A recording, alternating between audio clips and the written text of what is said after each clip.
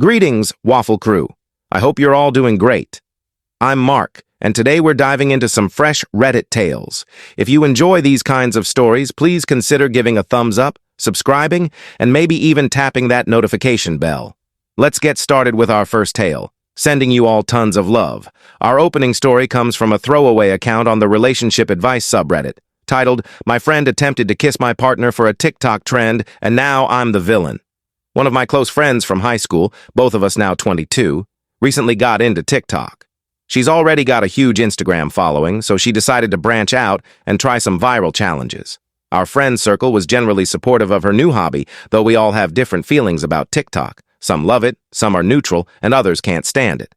But I think my friend crossed a major boundary, and I'm not sure I can let it go. Our group split on this, with some saying it was just a harmless challenge, and I need to relax. Here's what happened. My TikTok-loving friend tried to kiss my boyfriend on camera for a kiss your friend and see their reaction challenge. She's always been close with my boyfriend, which never bothered me because I trusted both her and him. My boyfriend immediately told me what happened. He bolted from her place and called me right away.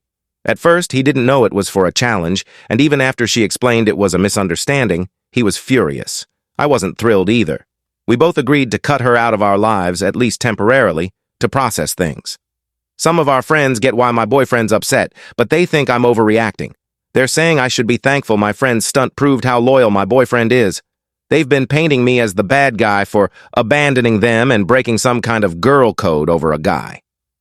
I'm confused. First, I didn't need her to test my boyfriend's loyalty. Second, as my friend, she shouldn't be making moves on my partner. And third, it's just wrong to go after someone in a relationship. To me, that's low, but apparently, I'm the odd one out. I know my limits, so I'm turning to Reddit for validation or advice on how to handle my TikTok friend and our entire friend group. 6 years of history is a lot to lose, and part of me doesn't want to let it go, but I feel so betrayed and let down. Commenter NCK chimes in saying, "Your so-called friend basically harassed your boyfriend, and now they're downplaying it, claiming you're breaking some ridiculous girl code and that she did you a favor by testing his loyalty. Nope. They all failed your loyalty test. Ditch anyone trying to convince you this was helpful. A true friend wouldn't do this. She betrayed both you and your boyfriend for clout." Wildachai adds, quoting the girl code bit, "If anything, she smashed girl code by trying to kiss your boyfriend. That's messed up. Challenge or not. Your friends are acting foolish. You and your boyfriend are completely justified in cutting her off." Lobster Boy says, "Saying it's just a TikTok challenge doesn't excuse bad behavior. Your friends are being awful, and she owes your boyfriend an apology, too." Reddit question comments, "You're the odd one out in your group, and that's something to be proud of. Your friend chased attention at the expense of your relationship. If I were your boyfriend, I'd be pissed at this test and violation of my space for likes. These aren't real friends." The original poster, OP updates, saying, "Thank you all for the comments on my last post. I was nervous about Reddit's response, thinking most would side with my friends. They got in my head, being my only support besides my boyfriend. Your feedback helped me figure out my next steps. Before cutting off my friend group, I talked to my boyfriend again. Many of you pointed out that my ex-friend essentially assaulted him. I told him I'm done with her and anyone defending her, and I'll support whatever he chooses to do. I showed him my post, as I wasn't sure if he realized he was a victim of assault, especially since our country often dismisses men as victims. He said he needs time to decide how to handle her, but wants to ensure she doesn't post the video on TikTok. Then I told my former friend group I'm going no contact with the TikTok friend and her supporters. I also said my boyfriend doesn't consent to her posting the video. She fired back that his consent doesn't matter since it's not for commercial use. Other friends said she doesn't need my toy's permission to share her video. We argued. I said it's illegal. They said no one cares. So aside from updating you, I'm seeking final advice for me and my boyfriend. He's ready to take her to court if she posts the video, which I fully support. But we're wondering if it'd be petty to share my original story on our social media, tagging my ex-friends. We know it's a bit immature, but since consent means nothing to them, we're tempted to get some revenge. Is it worth it?" Firefly responds, "I'd advise against it.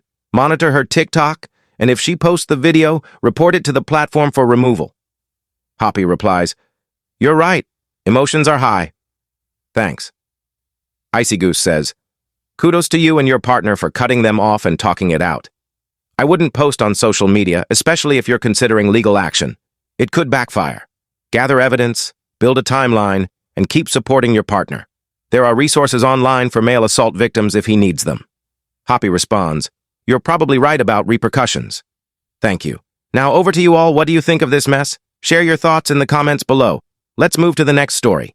This next tale is from a throwaway account on the Am I the Arsehole subreddit, titled, "Am I the Arsehole for refusing a vacation with my ex-husband and saying no to remarriage?" I'm a 37-year-old woman seeking perspective on a situation with my ex-husband, John, 40. We were married for years and have 2 kids, now almost teens. Our marriage was solid until the final year when John buckled under stress and had an emotional affair. Then, out of nowhere, he suggested opening our marriage to fix his issues. It blindsided me, and despite trying for our kids' sake, we divorced 3 years ago. Oddly, he never pursued the non-monogamous lifestyle he claimed to want. 3 years later, we reconnected. He seems more grown-up, and I still have feelings for him, though I'm guarded. We've been seeing each other for 7 to 8 months without telling the kids. Our plan was to spend family time this summer to test the waters.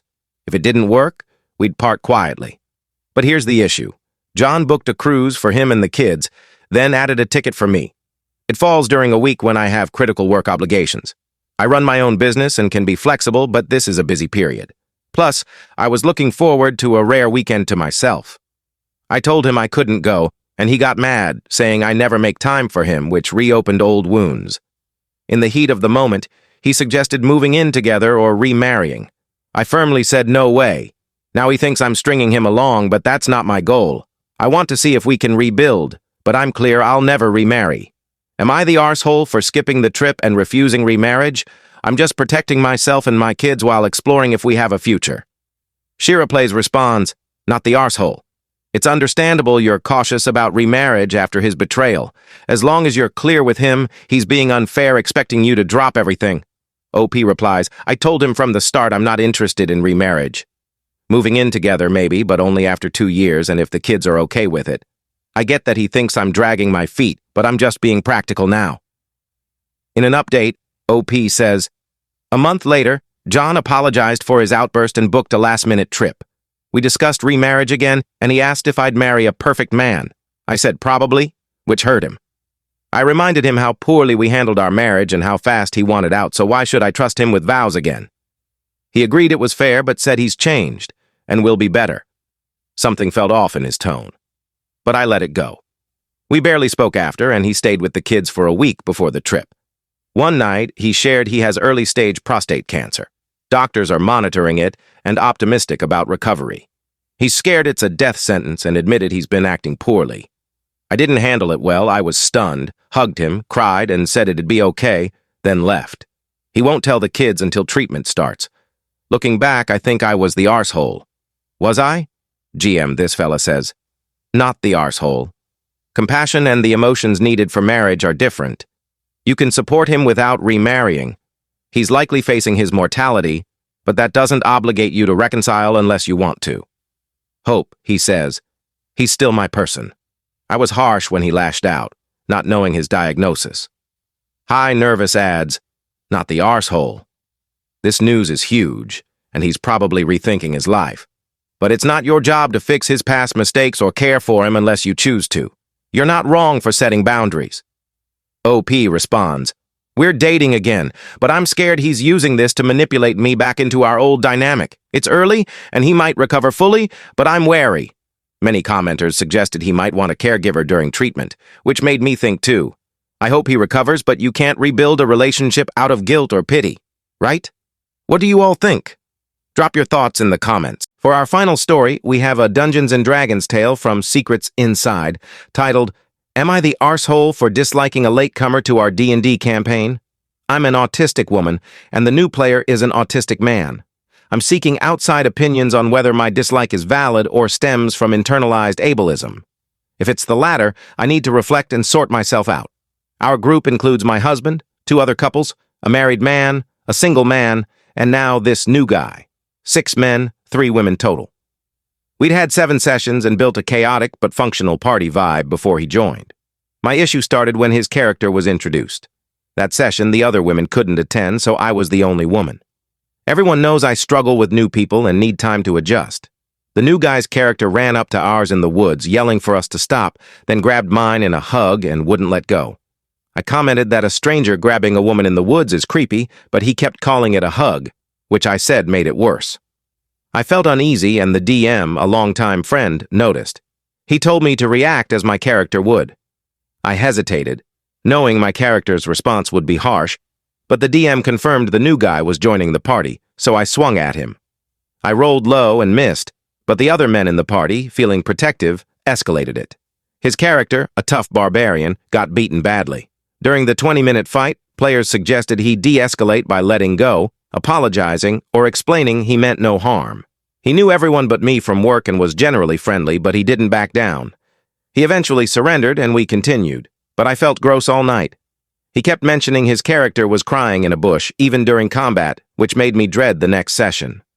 I'm unsure if my discomfort is from the incident, an unconscious bias against other autistic people, or both. My husband found it creepy too and felt protective in and out of game, supporting whatever I decide.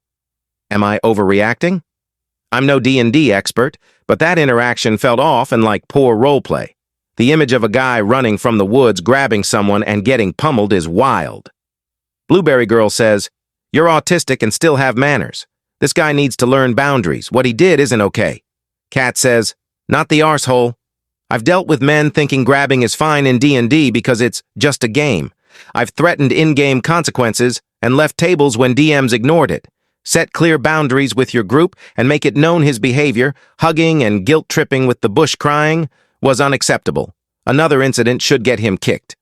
In an update, OP says, "Before the new guy joined, the DM asked my husband about inviting him. My husband warned he's creepy at work, so why bring him around loved ones? The DM brushed it off, leading to this mess. I spoke to the group, minus DM, and they agreed it was creepy after reflection. I confronted the DM, who apologized but defended the guy, saying I should have spoken up, though I did during the session.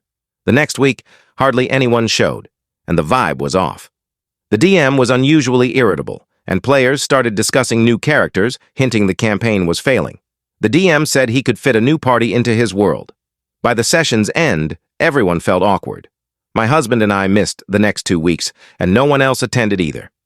The DM ended the campaign. His wife now ignores me, and as a housewife with few friends, I feel guilty, like I ruined our Friday D&D nights. But many say, no D&D is better than bad D&D. The DM failed by inviting someone we weren't comfortable with and defending him. Have you had D&D games ruined by creepy behavior or bad roleplay? Share your thoughts below.